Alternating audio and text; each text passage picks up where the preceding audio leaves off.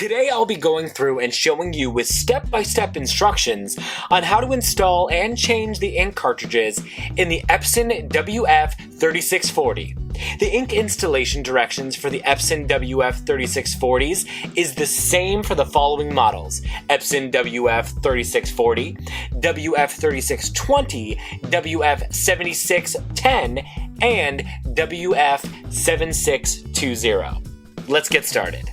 First, you're going to open the printer to access the space where you'll load the ink cartridges in and out.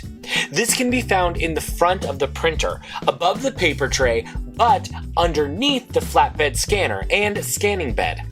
If you're installing the ink cartridges on a brand new printer, be sure to remove the placeholder plastic tabs before you try to install the ink cartridges.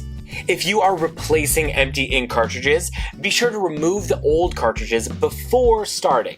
You can even take your empty cartridges to an office supply store near you or mail them into the printer manufacturer free of charge for them to recycle the empty ink cartridges. Now that we're where we need to be, we're going to take the ink out of the packaging.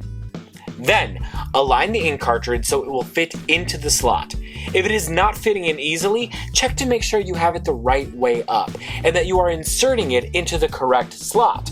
Be sure not to touch the gold contact points on the cartridge during installation, since these parts are very sensitive and touching them may damage the cartridge and make it unusable.